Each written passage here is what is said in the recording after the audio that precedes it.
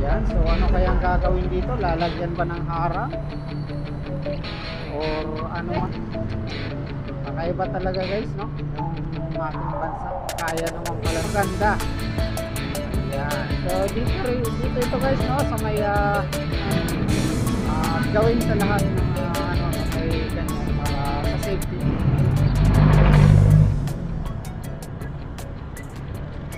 Hi guys, magandang araw sa inyong lahat at welcome na naman sa aking vlog ngayong araw. So ngayong araw guys ay magpa-vlog tayo dito sa may part ng Tondo.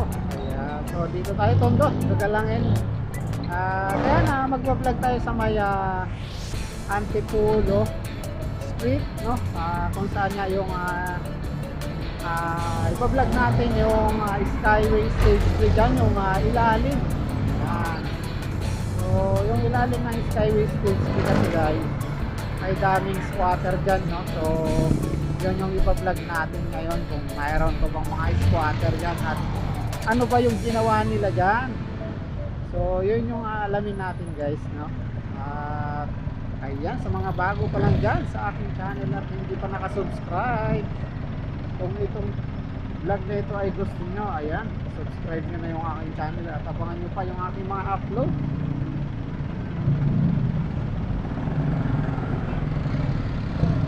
Ayan, huwag lang kalimutan guys na hit yung notification bell para updated kayo lagi sa ating mga upload.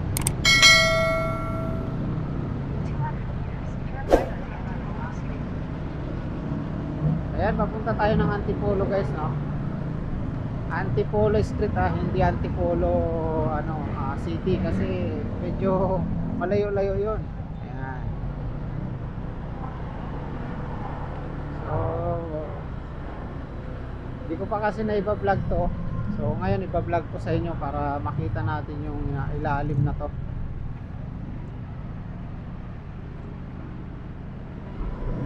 Ng Skyway Stage 3.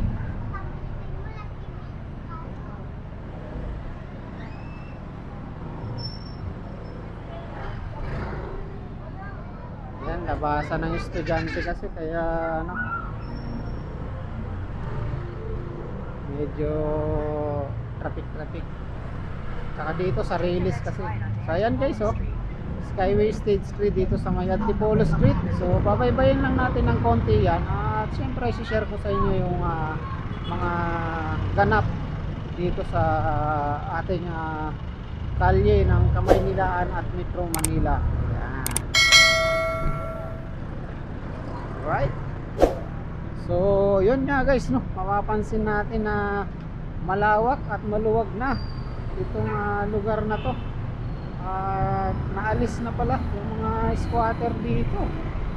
So ayan, no, at may guard pa dito, ayan, no, may guard pa na nakabantay pala dito para yan subaybayan itong mga ano dito.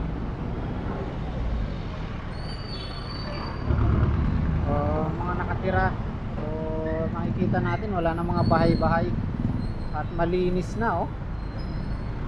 Ayan, so ano kayang gagawin dito? Lalagyan ba ng harang or ano man para mas lalong walang tumira. So kasi makikita nyo ginawang parkingan sa ilalim pa.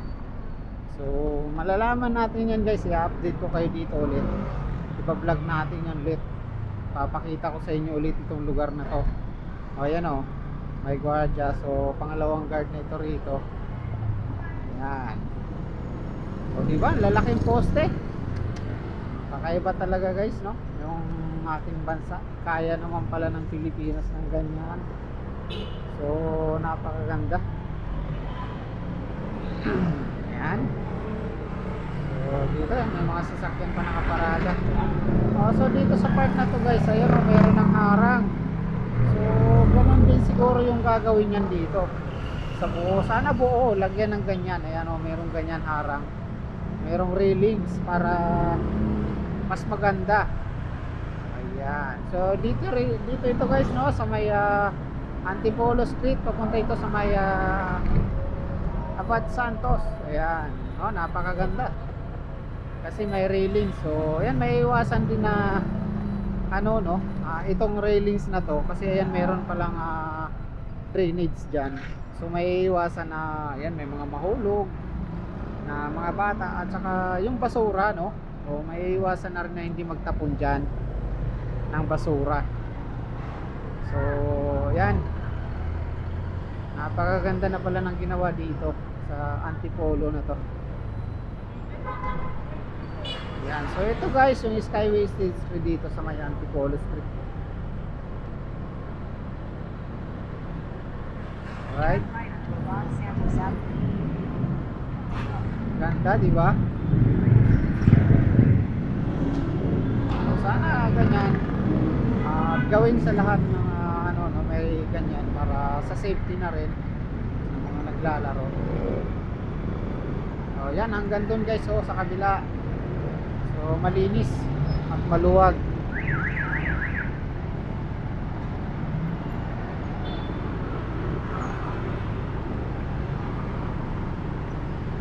Yan, so nandito na tayo sa Pad Santos. Alright. Ayan guys, nakita nyo na yung ating munting update dito sa ano, tawag nito Antipolo Street. Kaya nandito na tayo sa may Pad Santos.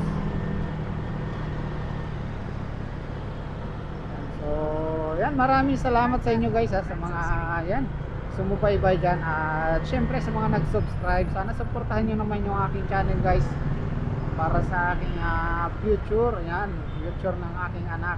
Yan, para syempre para mapagparal ko yung aking anak ng maganda,